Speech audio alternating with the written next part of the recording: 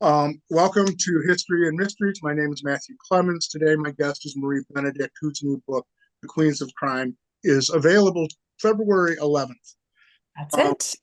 I would love to start with a question that seems oddball, especially for readers, but I need to know, plotter or pantser? That's not a silly question. And first of all, thanks for having me. It's an honor to be the inaugural. I love it. Yeah, I'm Um, quite I sure it's yeah, I mean, I think I am primarily a plotter, primarily. I think, I write historical research about women from the past and write stories that honor their legacies. And so, while it's fiction for sure, it is anchored in very real history and very real women. So that all of that research, it requires that I do timelines and structures and it really does anchor the story. Now, that said, I am a little bit of a pantser in that I leave the door open for where the research might take me. Because sometimes I think I've done my research, I know exactly what's going to happen. But when you do research-based fiction, the research is never really done, right? It's ongoing because you don't know what you don't know until sometimes you're in the middle of a chapter or that you need additional materials. And so when I leave that door open, I find myself going in places that I hadn't expected, but are so much richer than I could have imagined. yeah, that's generally how it works. You get drawn in by the characters, Yeah, and they lead you to where you need to go. that's Um, right. the question that I actually wanted to start with was when what was the germ for this idea for you? This Mhm. So, the book is about, on a very high level, the five queens of crime, which were very real, extremely successful mystery writers in this kind of golden age of detective fiction in the 1920s and 30s. One of whom most people know, Agatha Christie, but a lot of the women's stories have kind of been names have been lost to times, but their mysteries are still well known because they have been revamped and revised and reshown on channels like the BBC and PBS over the years. And um, so the story started with my love of this time period, my love of their books and these women. I grew up reading all of these books. I had a wonderful aunt who kind of gifted me them. I've read, no, that's almost. great. Yeah, I mean, I was really fortunate. And then I became interested in the women behind the stories, of course. But the book itself, this particular story began when I was doing research for another book I wrote called The Mystery of Mrs. Christie, which was about Agatha Christie's very real life disappearance. She I disappeared for, wondered if that was the seed. yeah, I mean, I was deep in the historical data for Agatha, and I learned when I was researching that she was actually really good friends with Dorothy Sayers, who's my main character in The Queens of Crime. And that Dorothy Sayers actually was involved in trying to find Agatha. She was conscripted by the police to, I don't know why they thought a mystery writer was going to help find Agatha, but anyway. And so I became fat, even though I'd read some of Dorothy's books, I didn't know much about her. And I went down into the rabbit hole of research, and I learned just exactly how magnificent she was. An incredible woman, really groundbreaking for her time, almost as successful as Agatha during her lifetime. And then I learned that she had actually been involved in a real life murder investigation. And that like cracked open the story wide. And that was my entry point for this book. I was curious because as a writer who has delved with bigger casts like you have, where you have essentially five protagonists, I Yeah. was wondering if there was ever a place in the germination period where you considered another point of view besides the one you used as the narrator because it is a plot point that you Yeah. chose here. I mean, that's you, Yes. but you have to be well into the book before you find that out. Right. Um, Thank you. Thank you for Plus, you skirting. also have to be the writer to take on, oh, that's why she did that. There's strategy. I'm looking at these five women and going, there was an opportunity, but it would have been a vastly different book. Very different book. Yeah. But I'm curious if you ever considered it. I did consider it, taking a look at this situation from, five points of view, five incredible women who've Yeah. whose stories are very much in keeping with the books I usually write, which are historical fiction about these incredible women. And I purposely did focus, I actually added one to the real life Queens of Crime. I added Baroness Orczy, who wrote the Yeah, Scarlet the Scarlet Pimpernel, Pimpernel. But she was a because wonderful addition because she fit. she offered a completely different perspective. And the reason I chose to focus in on to have the main character really be Dorothy Sayers is exactly as you pointed out. There is something that you don't learn until maybe like two-thirds of the way through the book, At least, which, yes. yeah, maybe a little bit more, that is pivotal to the story. And it helps explain why this particular mystery is one that Dorothy just can't shake, why she's so determined to solve it. There's other reasons too, but why it kind of gets under her skin. And then why she becomes very susceptible to the perpetrator, let's put it that way, because she does have this enormous secret. And it's a very real secret. This secret is kind of in keeping with what's going on in the murder. There's some parallels between treatment of women, secrets they're hiding. And I wanted to explore that because that secret, if it had come out, would have completely ruined It was Dorothy's. devastating. It would have been devastating in that time. Oh, 100%. It would have ruined her career, Yeah, ruined her life, her reputation, everything. It was that big of a deal. And I know looking at it from, I don't want to say what it is because it is kind of, that would be a spoiler, yeah. but That don't even. no, but that's really why I focused in on it because I felt like if we started to tell the story from all these different perspectives, we would lose the magnitude of this very specific series of facts as they pertain to Dorothy and the impetus for why she sometimes takes risks and makes choices that you're like, why is she doing that? But there's just so much at stake for her person. There were a couple of times earlier in the book where I asked myself that, and you find out. But it is also a case of professional curiosity becoming incredibly personal, which Yeah, is what makes the book absolutely gripping. thank Is you. the fact that by the end, it's like, well, this is a mess and there's no way out. And Right. it turns out there kind of is. But Well, the only you way have to out. read it to find out. You do, but what I do, what I think I can say, and one of the things that this is like why I love writing fiction, is that it's an opportunity to secure justice where no justice had been rendered previously. And probably would not have happened any other way. No, But it is definitely a case of, as I'm reading this, I was sort of struck by how the women are treated. These are yeah, successful women, they and are. they are treated. I can't. There's a swear jar on the network, so there are things I can't say here about how they were treated. Yeah, It wasn't good, and no. I thought, wow, that's kind of extreme. And then your book enticed me to go look some things up. Hmm. Um, Suffrage came to women in Great Britain in a different way than it did in America. Yeah, And when originally it was granted, only certain women were allowed to vote. Probably Baroness Orczy, except she wasn't a British citizen, I don't think. Possibly Agatha, and right. probably not any of the others would have been No, allowed to vote originally. And that's right. universal suffrage only came 3 years before the book is set. So it's all of the anger that the men treat the women with, Hmm. probably just residual. We did this thing. And You know, so I actually came to the realization that you undersold it. well, first of all, I like I really do think you undersold how how poorly bad they it were was. treated because nobody would believe it. I mean, we live in an Well, age where women are given, not yeah, given, women have earned yes. some equal rights, and it still needs to be improved. But it was a case of this was brutal.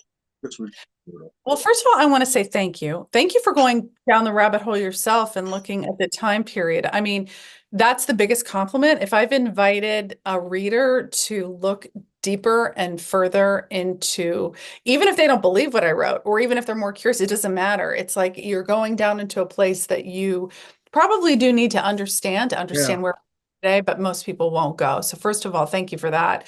Secondly, you've hit the nail on the head. I mean, it's I sometimes will not include things in books because even though they're true, because I feel like modern readers won't believe them.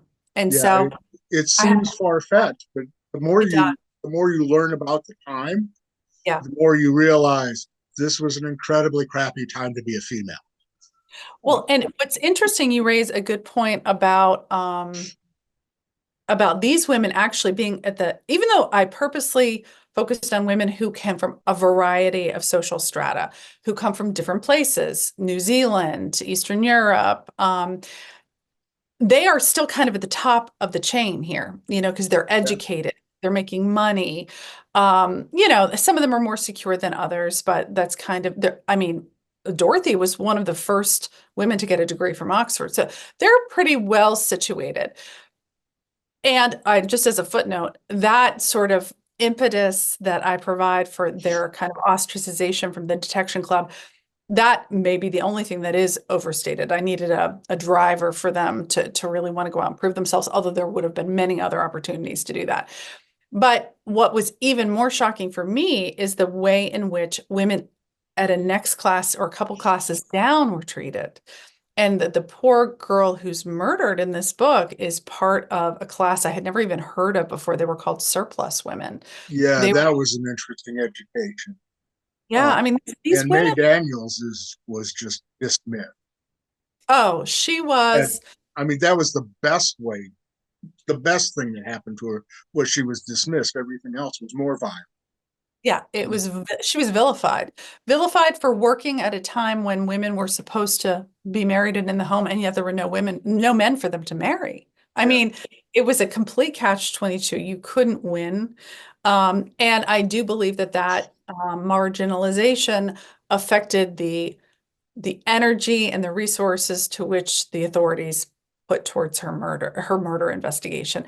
And that is a theme that persists today, you yeah, know different people are treated very differently in terms of crime and violence and exactly.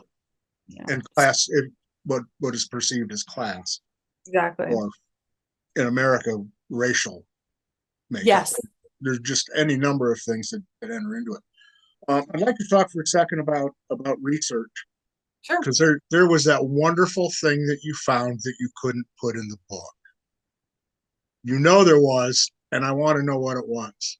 What was the really cool thing you wanted to Oh, use and couldn't? yeah, there were a lot of things actually that I had. As I mentioned, sometimes I don't put stuff in there because I'm like, who's going to believe this? I think one of the things that was um, hardest for me to cut out, but was necessary for the story was we meet Dorothy and her husband, Mac Fleming, who's a journalist. Mm-hmm. We meet them at an early stage in their relationship where things are promising and rosy. And in actuality, in this time period, they were in the devolution of their relationship. Which this is a theme in Dorothy's books, which makes her very unique for the time. She wrote a lot about issues that are very modern. Can women work and have a satisfying career?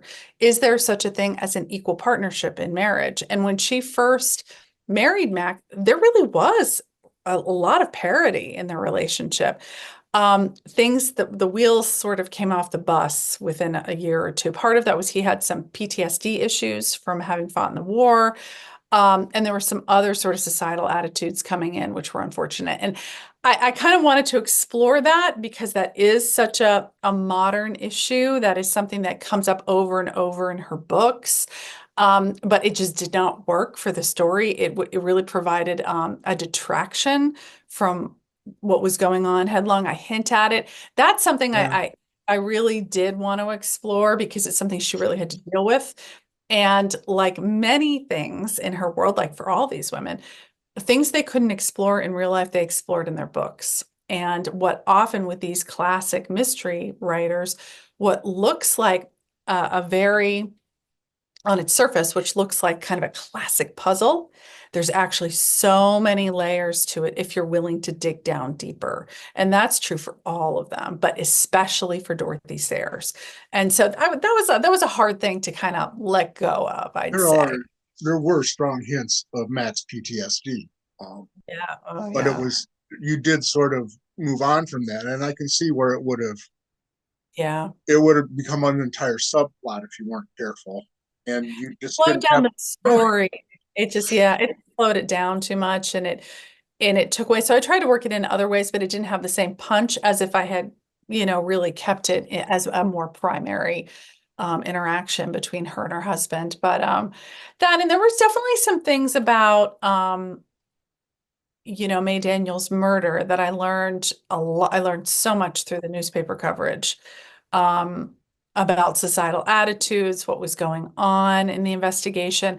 There was a lot of like nitty gritty, really true crime type stuff, which is not something I've really ever done before that I found fascinating. I used to be a lawyer, so kind of going through Yeah, that piece of it was really interesting to me. But again, it slowed things down too much to really get into that kind of granular detail. But it was, for me personally, it was really interesting. but you have also have the utter dismissal by the police of her murder, and it I think it actually makes it stronger to have them just go, she deserved it. Bye.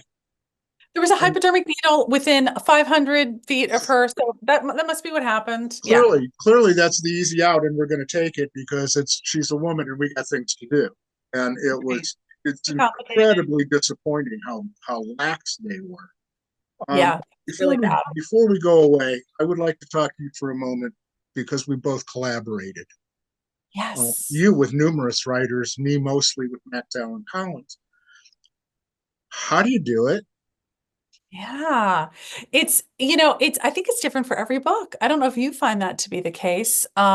Before I wrote The Personal Librarian, with Victoria Christopher Murray, who's my most frequent collaborator, Mm-hmm. um, we just finished up our third book together. Um, I would say I had done one small short story with Kate Quinn, but it was a very different kind of experience. Oh, and what I learned is how enriching it can be for you as a person, but I had to learn to be nimble because each book is different. Therefore, the collaboration had to be different. Our first book together was the story of Belle Costa Green, who's the star of The Personal Librarian. And that was one perspective, one person.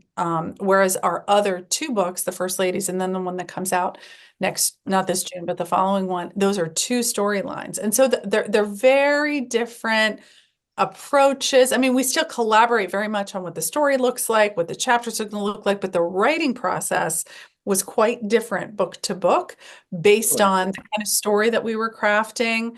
And yeah, because I mean, we did divvy up chapters with the personal librarian, but you're telling the story through one person's perspective and the seamlessness that requires, The idea kind of of. doing one voice with two people. Well, that was tough. I mean, and that was my first time. So that was something, that was a learning process. The other two books were two two perspectives. And so we each took one Mm-hmm. and you could imbue it with your own voice and the consistency had to be with the overarching story, not the through line throughout each chapter. So those were all very different experiences, so rewarding. I learned so much about Exactly. I mean, myself as that's a one of the writer. things that comes from that. Wonderful. I loved those experiences. And I actually just, this is like another collaboration, but I'm doing a series, hopefully, of middle school books with another writer as well. And that again is totally different, totally different because what we're bringing to the table is totally different. So it's all a little bit different, I would say. Is the process with her different than the process you've used before? Yeah, because what we're doing is we're taking my historical fiction books about my women scientists, of which there are three books, The Other Einstein, Her Hidden Genius, and The Only Woman in the Room. And we've crafted a story that allows appropriately aged characters to interact with those women. And so that Mm. is different. It's a different entry point into the material. It's, my role is different than it is, say, with Victoria, where we're each just tackling head on these big chunky chapters and stories. So it's all different. But how fortunate I am to have had these incredible experiences. Well, hopefully when that book's done, we can chat again. Because the next book of yours that I'm going to read is The Only Woman in the Room, because I am Oh, fascinated by her. oh, Hedy Lamarr. I mean, that I have to say that was just such an incredible experience writing that book. It just shows you don't know anybody unless you actually know them. I Yeah, mean, this. I would love to sit down and chat with you about that book after I've read it, because Sure. every time I swear at my cell phone, I thank her. She's the Thank one that made all you. that technology That's happen. right. So I mean, we are so in debt, and that she's like the quintessential example of the mission of my stories. We are indebted to these women. We are beholden to them for so much, and yet we know most cases almost nothing about them. And Hedy Lamarr, she was hiding in plain sight. Her beauty was like a smokescreen that she had a made, really big brain, and she knew oh, how to use it, she did. But you know what? For the time period, you couldn't be beautiful and and brown. smart. Yeah, there was just no way, and it's just disturbing. And her life sort of reflected that later too. It seemed. Oh, I Um, was lucky in that the arc of, well, intentionally lucky, I guess, in the arc of that story that I didn't go into, nor should I have, because the story kind of ends during World War II. It's at a very specific point. I didn't have to delve into her latter years. I don't write cradle to grave fictional, yeah, biographies. you have a I specific instance in each life, yeah. but they're so far from what I've read. And by the way, I will be reading all of them because Oh, you're too I wish kind. I had known about your stuff earlier. I really do. Well, now you Um, know. Although I have to tell you, I'm my wife will be incredibly angry with you when I get a Nira car. When you get a what? Oh, I was not bring aware of that up. Nira cars Have you until I seen read what they this look book. like? Did you I go down the want rabbit one. hole? No. I want one I back. mean, why have those gone out of fashion? Who It's knows? I gotta have one though. And I'm Right? as I'm looking at prices in today's numbers, it's like after I time travel back to Well, 1931, there's that. There's maybe that. I can have one, because the cheapest one I found was $20,000 You now. still you can still get one like a reproduction Yeah, or like an actual one. Oh, this was an actual one that somebody had babied way too much, but it's like, oh my gosh, my wife would kill me in my sleep. well, what I love is the idea of Dorothy Sayers zooming around London Oh, on one. it played wonderfully, but I had no idea what the device was. Right? I mean, because they've And obviously you made it from immediately set me down an evening long rabbit hole of looking into this thing and going, Daddy, what? that. Well, I have And to my say wife that going, the you're an first time. imbecile, just don't. But anyway, No, I want to thank you for joining me thank you so today. much. It's It's been a been a lot pleasure. of fun. Hopefully, readers will flock to the bookstores on February 11th. Yeah, I've read the novel Kids, and this one really rocks. thank, You need to know more about these women. They're thank, important. thank you. Uh, They are. They really are. and all of Marie's books are available wherever you buy books. And feel free to read. It's good for you. Thank you, Thank Marie. I appreciate your time. you. Thank you so much. I appreciate it. Have a great day. You too. Thank you.